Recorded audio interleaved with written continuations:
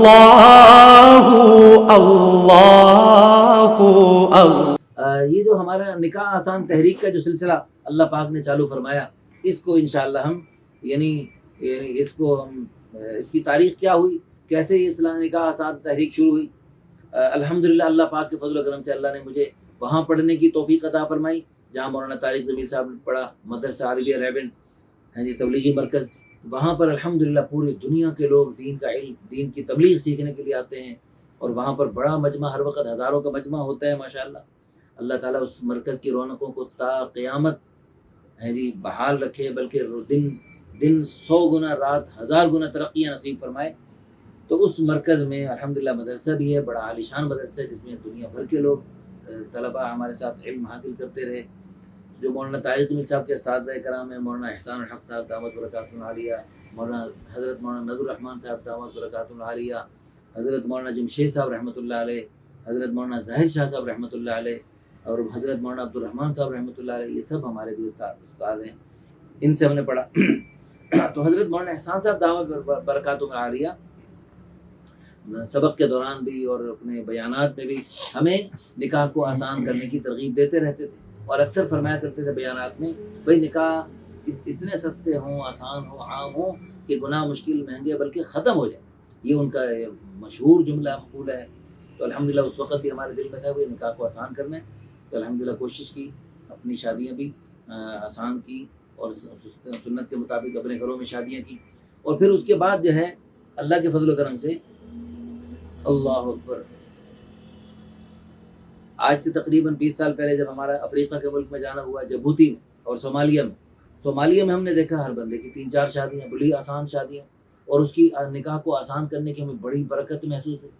جیسے ہمارے ہاں گناہ ہو رہے ہیں، چلتے چلاتے وہاں چلتے چلاتے نکاح ہو رہے ہیں۔ تو الحمدللہ ہم نے بہت آسان دیکھی، یعنی یہاں آج کل کے ہمارے پاکستان میں تبلیغ میں ہم نوجوانوں سے بھی ملتے ہیں، ہر طبقے سے ملتے ہیں، تو نوجوان ہیں چھوکرے 15 16 14 سال کے ہیں وہ بتاتے ہیں باتوں میں، اور اپنا مسائل چھیڑتے ہیں اور اپنے مشورے لیتے ہیں۔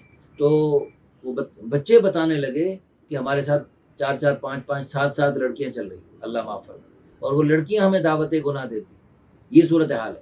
اور ان بے وقوفوں کی بچوں کی زندگیاں تباہ ہو گئیں، جوانیاں تباہ ہو گئیں، اور وہ کہہ رہے ہیں کمر میں درد ہو رہا ہے، گھٹنوں میں درد ہو رہا ہے، ہم تباہ ہو گئے۔ یعنی بچپن کے فوراً بعد بڑھاپا والی باتیں آ گئیں، جوانی تو ان کی ختم ہو گئی، تباہ ہو گئی۔ تو ایسے وہاں کے بچوں میں ہم نے دیکھا 2 شادیاں کی، بچوں نے 2 شادیاں کی وہاں۔ تو وہاں پر الحمدللہ ہمیں وہاں پر بہت اچھا لگا، کاش کہ وہ اسلامی وہ جو تعلیمات کے مطابق شادیاں سستی، آسان اور عام اور جلدی اللہ کرے یہاں ہونے لگے۔ جب نکاح پہ پابندیاں لگائیں گے، بچوں کو 18 سال تک سخت قانون کی پابندی میں لگا کے رکھیں گے کہ تو انہیں شادی نہیں کرنی، اور ان کو جو ہے نا دنیا بھر کی گند اور خباثت اور دنیا بھر کی زہر سے زیادہ خطرناک چیزیں ان کو مہیا کر دیں گے، اور ان کو حلال راستے پہ پابندی لگائیں گے، تو پھر وہ کیا ہوگا؟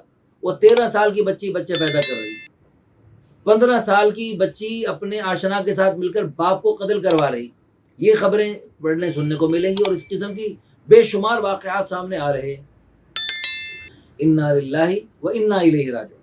بھائی جب 18 سال تک کی شادی قانون پاکستان کے مطابق کر نہیں سکتے، اور بچے کو 14-15 سال کی عمر میں آگ لگ گئی ہے، اور اس کو رنگ برنگی دنیا بھر کی خبیث چیزیں دیکھ کر اس کو آگ لگ گئی ہے، اب اس کو حلال پہ پابندی لگ گئی ہے، حرام کے لیے راستہ کھلا ہوا ہے، اور حرام کے لیے مزید باقاعدہ بل پاس کیے جا رہے، اور چوکوں چوراہوں میں لڑکیاں کھڑی کر دی ہیں، ہوٹلوں میں لڑکیوں کی لائنیں لگی کھڑی ہیں۔ تو یہ جو ہے نا، جب یہ اس قسم کی خباثت بھرا ماحول ہوگا، تو پھر جو ہے ایسے خطرناک کیس وجود میں آئیں گی جس کا، اور اس کی وجہ سے دنیا آخرت برباد ہو رہی، اور ملک کا نظام تباہ ہو رہا، اور دنیا میں بھی اللہ پاک کا غصہ، غضب اور قہر برس رہا، اور آخرت میں بھی جو سزائیں ملیں گی ان کا ہم سوچ بھی نہیں سکتے۔ تو اس لیے بچوں کی شادیاں جلدی کروانا بے حد ضروری ہماری نکاح آسان تحریک کا پہلا نقطہ ہے۔ تو جیسے ہم نے وہاں دیکھا صومالیہ میں بچے شادیاں کر رہے، 2 شادیاں کر رہے۔ اب شادیاں یہاں نہیں ہو رہی، یہاں دوستیاں لگ رہی، بھائی کچھ نہ کچھ تو ہوگا، یا شادیاں ہوں گی، یا نکاح آسان ہوں گے، یا پھر دوستیاں آسان ہوں گی، کچھ نہ کچھ تو آسان ہوگا۔ اور یہ صاف اندھوں کو بھی نظر آ رہا ہے کہ نکاح میں پابندیاں لگانا، جکڑ بندیاں لگانا، پہلی شادی کے لیے عمریں کی قید لگانا، دوسری شادی کے لیے جناب فلاں فلاں جکڑ بندیاں لگانا، یہ صاف گناہوں کو کھلم کھلا یعنی بڑھانے کی کوشش کی جا رہی. اور یہ کیوں ہو رہی؟ انا للہ و انا الیہ راجعون. بھائی اللہ تعالیٰ سے ہاتھ جوڑ کے معافی مانگتے ہیں، آپ سے بھی ہاتھ جوڑ کے درخواست کرتے ہیں کہ اللہ کی رضا کے لیے اپنے اوپر ترس کھائیں، اپنے اوپر ترس کھائیں. اللہ اور اس کے پیارے حبیب صلی اللہ علیہ وسلم کی چاہت کے خلاف جو قوانین بنا رہے اس کی وجہ سے کتنا سخت گناہ ہوگا آپ کو. اللہ کے پیارے حبیب صلی اللہ علیہ وسلم نے مختلف بادشاہوں کو خطوط لکھے، ان خطوط میں بادشاہوں کو دعوت دی اسلام کی، اور فرمایا اگر تم اسلام قبول کرو گے اور اسلام کے مطابق چلو گے تو تمہاری ساری رعایا بھی اسلام کو قبول کرے گی، کیونکہ الناس علی دین ملوکہم، لوگ بادشاہوں کے دین پر چلتے ہیں، بادشاہوں کی بات پہ چلتے ہیں، تو ان سب پوری رعایا کا بھی ثواب آپ کو ملے گا. اور اگر تم اسلام قبول نہیں کرو گے تو تمہاری دیکھا دیکھی تمہاری رعایا بھی اسلام سے محروم رہے گی، ان سب کا گناہ بھی تمہیں ملے گا. تو جیسے رسول اللہ صلی اللہ علیہ وسلم نے یعنی کافروں کو اسلام کی دعوت دی، اسی طرح ہم بھی اپنے بڑوں کو یہ اسلامی تعلیمات کو اپنانے کی اور اسلامی قوانین کے مطابق اپنے ملک کو چلانے کی دعوت دیتے ہیں. اگر اسلامی قوانین کے مطابق ملک کو چلائیں گے تو پورے ملک میں جتنا اسلامی قوانین کی جو برکات ہیں، اس کی خیریں ہیں، اس کی رحمتیں ہیں، اس کی وجہ سے دنیا آخرت میں ملنے والی خوشیاں ہیں، ان سب کا ثواب بھی آپ کو ملے گا. اور اگر خدا نخواستہ اسلامی قوانین کے خلاف اپنے ملک کو چلایا اور اس کی وجہ سے جو پوری دنیا میں پریشانیاں بنیں گی اور دنیا آخرت تباہ ہوگی اور اس کی وجہ سے دنیا میں بھی گناہ ہوں گے، وجود میں آئیں گے، ان سب کے برابر گناہ آپ کو ملے گا. تو بھائی اتنا اپنے اوپر ترس کھائیں، اتنا اپنا کیسے آپ سزا سہ سکتے ہیں؟ بڑی ان بطش ربک لشدید، تیرے رب کی پکڑ بڑی سخت ہے، بڑی سخت ہے، بڑی سخت ہے.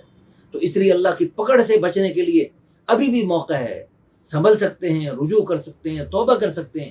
اللہ کی رضا کے لیے ٹھنڈے دل سے سوچیں، یہ کلمہ طیبہ ذرا چند مرتبہ پڑھ کے اپنے ایمان کو تازہ کر کے سوچیں، ٹھنڈے دل سے سوچیں، انشاءاللہ پھر آپ کو سمجھ آئے گی باتیں. اور کم از کم اگر کسی وجہ سے خود اسلامی تعلیمات کو اپنانے میں سستی ہو رہی تو جو لوگ اسلامی تعلیمات کو اپنانا چاہ رہے ان کے راستے میں رکاوٹ نہ بنے.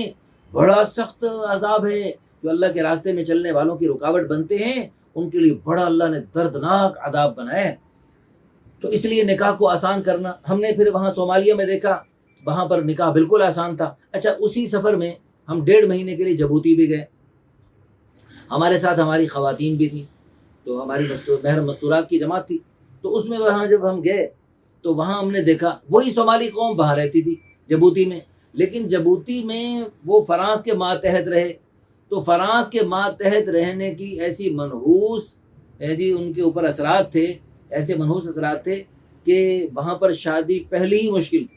بڑی بڑی عمروں کے لوگ ہیں جی، جیسے پتہ نہیں کتنے بچوں کا باپ لگ رہا، کتنے بچوں کی ماں لگ رہی. ہم ان مردوں سے کہیں تم بھی مستورات میں اللہ کے راستے میں نکلو، وہ کہیں نحنو شباب، ابھی تو ہم کنوارے ہیں. انا للہ و انا الیہ راجعون. ہماری عورتیں اندر دیکھتی خواتین کی محفل میں، اندر پردے والے گھروں میں ہے جی کہ بھئی یہ تو اتنے بڑے کتنے بچوں کی ماں لگ رہی. اوے تو اپنے مرد کے ساتھ، اپنے شوہر کے ساتھ اللہ کے راستے میں نکل، جیسے صحابہ کرام کی جماعتیں اللہ کے راستے میں صحابیات کے ساتھ اللہ کے راستے میں نکلتے تھے پردہ حیا کا اہتمام کرتے ہوئے. تو آپ بھی نکلو اللہ کے راستے میں. وہ اتنی بڑی عمر کی خواتین، 40 سال پتہ نہیں 50 سال عمر، وہ کہتی نحنو شباب، ابھی تو ہم کنواری ہیں. انا للہ و انا الیہ راجعون. وہاں پر جب ایسی مشکل کا ماحول بنتا ہے تو پھر دیندار گھرانے بھی اس کی لپیٹ میں آ جاتے ہیں. تو وہاں پر ان دیندار گھرانوں کے لیے بھی مشکل پیش آ رہی تھی. تو پھر ہم نے مشورے سے طے کیا بھائی یہاں پر جو ہے نا اپنے بیانات میں نکاح کو آسان کرنے کی ترغیب دی جائے. اتنا مشکل بن گیا، یعنی نکاح کرنا وہاں جوئے شیر لانے کے مترادف بن گیا تھا. تو پھر الحمدللہ ثم الحمدللہ وہاں پر اپنے بیانات میں عربی میں ان سے درخواست کرتے بھائی نکاح کو آسان کریں. اللہ پاک نے جو چیز آسان بنائی اس کو آسان بناؤ، جو چیز اللہ پاک نے مشکل بنائی ہے، منع کی ہے، اس کو مشکل بناؤ، اس کو منع کرو، اس کو ختم کرو. لیکن جو آسان ہے اس کو اس کی آسانی اختیار کرنی چاہیے. تو الحمدللہ اس وقت پھر ہماری تقریباً یہ 2000 کے قریب 2001 میں یا 2 میں ہم نے وہاں پر یہ تحریک چلائی اور الحمدللہ ثم الحمدللہ پھر یہاں اللہ پاک نے اس کے بعد دعوت اللہ رسالہ جاری کرنے کی توفیق دی۔ اس دعوت اللہ رسالے کو جب جاری کیا تو اس میں تاثرات قارئین بھی ہم شائع کرتے تھے پورے ملک میں، الحمدللہ اجتماع کے موقع پر لاکھ تک بھی اشاعت ہوئی اس کی۔ تو اس رسالے میں ہم نے، اس میگزین میں ہم نے مختلف لوگوں کے خطوط شائع کرتے تھے تاثرات قارئین کے عنوان سے۔ تو اس تاثرات قارئین میں ایک دفعہ ایک خط خاتون نے بھیجا، آج سے تقریباً 17 سال پہلے اس نے خط بھیجا کہ ہم نے آپ کا رسالہ پڑھا، ہمیں بہت اچھا لگتا ہے، ہمیں یہ فائدہ ہوتا ہے، آپ کے رسالہ پڑھنے والے بڑے نیک لوگ ہیں، تو آپ اپنے نیک دل قارئین سے ہمارے لیے دعا کروائیں۔ ہماری بچیاں ہیں جی، 2 بچیاں ہیں، سیدہ ہیں، حافظہ ہیں اور خوبصورت بھی ہیں، سب کچھ ہے، لیکن ان کے لیے مناسب رشتہ نہیں مل رہا، اپنے قارئین سے دعا کروائیں، اللہ پاک انہیں اچھے رشتے عطا فرمائیں۔ تو ہم نے اپنے رسالے میں وہ خط شائع کر دیا، جوں کا توں رسالے کے بارے میں بھی باتیں تھیں اور ان کی بچیوں کے بارے میں ذکر خیر تھا، تاکہ لوگ دعا کر لیں جو کرنے ہیں چاہتے ہیں۔ تو اس کے بعد جو ہے ہمیں پورے ملک سے فون آئے، اتنے فون آئے کہ ہم فون ہو گئے کہ بھئی وہ بچیوں کا ہمیں بتاؤ کہ کہاں ہیں وہ، ہم ان سے رشتے کی بات چلانا چاہتے ہیں۔ تو ہم نے پھر جو ہے نا اپنے قارئین سے اگلے میگزین میں ہم نے لکھا بھئی ہمارا اس سلسلے میں کوئی شعبہ نہیں ہے، لہٰذا اس سلسلے میں ہم سے کوئی رابطہ کرنے کی کوشش نہ کریں، کیونکہ یہ نکاح میں ذرا مشکلات ہوتی ہیں اور اس میں آپس میں یعنی معاملات میں بعض دفعہ اونچ نیچ ہو جائے تو اس میں ہمارے اوپر اثر پڑ سکتا ہے۔ لیکن پھر بھی لوگوں نے رابطہ نہیں چھوڑا، کیونکہ لوگ عام میرج بیورو سے اتنا مطمئن نہیں ہوتے، لوگوں نے پھر بھی ہم سے رابطہ کیا رکھا۔ تو جیسے وہ تبلیغ والے، حالانکہ ہم نے لوگوں نے سے کہا بھی اس میں رابطہ کرنے کی کوشش نہ کرو، جیسے پٹھان لوگ نا اعلان کرتے ہیں کہ بھائی ابھی بقیہ نماز کے بعد بیان ہوگا تو تمام بھائی بیٹھیں، کوئی جانے کی کوشش نہ کرے، تو ان کے پشتوں میں ایسے ہی ترجمہ بنتا ہے، کوئی جانے کی کوشش نہ کرے۔ تو ہم نے بھی بھئی یہ لکھا بھئی رسالے میں کوئی اس سلسلے میں رابطہ کرنے کی کوشش نہ کریں، لیکن لوگوں نے اپنے مسائل کی وجہ سے کوشش جاری رکھی۔ تو لوگوں کی کوشش کو دیکھتے ہوئے پھر ہم نے، ہمارے ادارے کے احباب نے مشورہ کیا کہ ہم کوئی ایسے ترتیب بنائیں جس میں جو ہے نا لوگوں کو ہم رہنمائی کر سکیں، اور لوگوں کے ایسے انداز سے رہنمائی ہو کہ اس میں ہم زیادہ انوالو نہ ہوں، لیکن لوگوں کے آپس میں رابطہ پوائنٹ بن جائیں اور لوگوں کے لیے آسانی ہو جائے۔ اور اچھے، ایک آدمی تبلیغ میں لگ گیا اور اس کا پورا خاندان ابھی تبلیغ میں نہیں متعارف ہے اور وہ ابھی ناواقف ہے اور وہ دین سے دور ہے، لیکن یہ تبلیغ میں لگ گیا۔ اب وہ چاہ رہے کہ میں کسی دینی تبلیغی گھرانے میں، کسی اچھے دینی گھرانے میں میری شادی ہو، اب وہ بیچارہ کہاں جائے؟ اب مرکز والوں کے پاس بھی ایسا شعبہ نہیں ہے، تو اب وہ کہاں جائے؟ تو اس کے لیے پھر مجبوراً ہم نے اس قسم کے لوگوں کے لیے الحمدللہ ثم الحمدللہ ہم نے یہ شعبہ بنا دیا نکاح آسان تحریک کے نام سے۔ اور اس میں اگرچہ شروع میں ہم نے سوچا تھا بھی ہم خود انوالو نہیں ہوں گے، اور ہمارا ایک سسٹم ہے جس میں ہمارے انوالو ہوئے بغیر لوگ آپس میں خود رابطے کرتے رہتے ہیں، لیکن پھر بھی بعض لوگوں کے اصرار پر ہمیں انوالو ہونا پڑتا ہے، اسپیشل کیس بنا کر اس میں ہمیں ان کا پورا یعنی رہنمائی کرنی پڑتی ہے، اس میں بہت سارا ٹائم دینا پڑتا ہے۔ تو اس میں الحمدللہ بہت اچھے رشتے دونوں اعتبار سے الحمدللہ ہو رہے ہیں۔ تو یہ ہماری نکاح آسان تحریک کی تاریخ بھی، اس کا پس منظر تھا جو میں نے آپ کے سامنے پیش کر دیا۔